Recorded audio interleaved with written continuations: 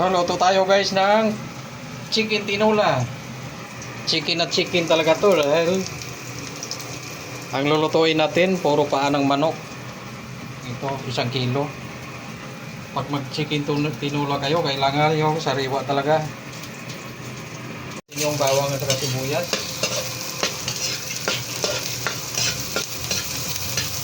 Sangkutsahin muna natin ang mamula-pula. Natin yung luya. Para maano yung lasa ng luya, lutuin natin to. So naglagay tayo nito ng mantika, konting-konti lang. Konti lang yung nilagay natin ng mantika, magdadagdag tayo ng konting margarine. Konting-konti lang dahil ang manok, mamantika masyado ang manok. Tama na yung ano. Tapos ilalagay na natin yung ating paminta buo. Konti lang din.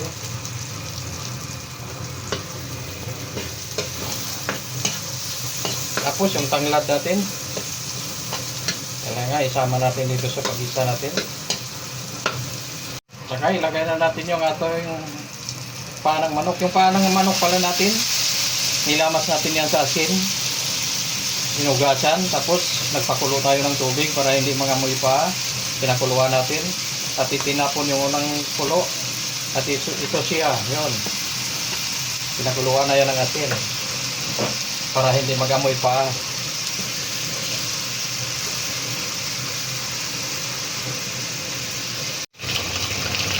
Lagyan siya natin ang konting iodized salt hanggang papakuluin natin.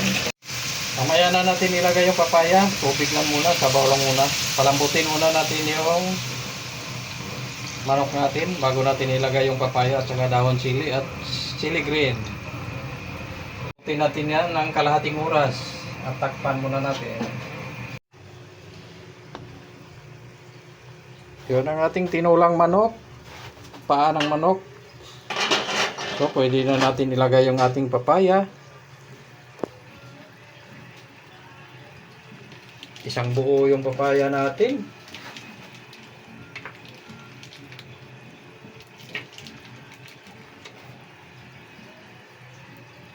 Magandang papaya, sariwa.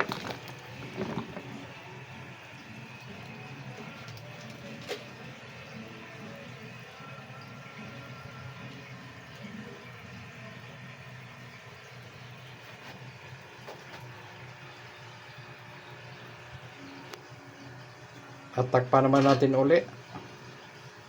Antayin natin lumambot yung papaya. Saka natin ilagay yung sili at sili green at dahon sili.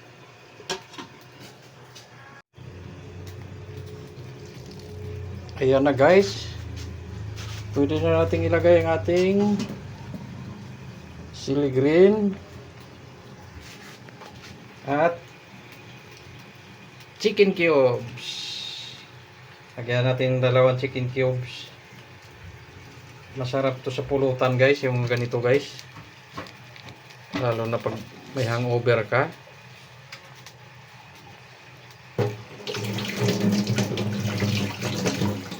Instead maglaman ka ng manok, paa ng manok na lang. Ayan, antayin na lang natin matunaw yung chicken cubes at yung lasa niya manuot-suot sa kalamnan. Masarap yung malambot na malambot yung paa ng manok. Pahuli na lang natin yung dahon ng sili.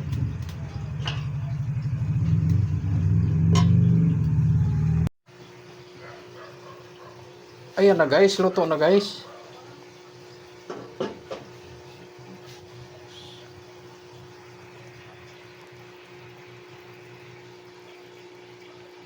Maraming sabaw. Maraming hihiguping sabaw. 1 kilong manok. Masaya na nito ang buong pamilya. Mga nagtitipid ng ulam. Maraming papaya sa paligid. Tara na, kain na tayo. Ito na guys, kakain na tayo. Ang ating ulam ay tinulang paa ng manok. Pure na pure chicken feet na tinula. At yung kanin natin ay tutong. Tikman na natin. Sabaw pa lang, ulam na.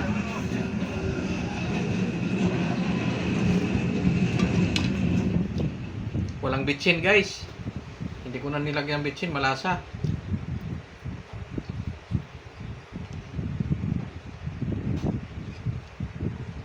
Masarap. Ngayon lang ako nakaluto nitong ganito na tinulang na paa ng manok. Maraming salamat sa inyo yung panonood. God bless you all. Thank you. Subscribe. Yan ang ating chicken tinula. Pure na chicken feet. Napakasarap pala ng lasa niya guys. Thank you for watching.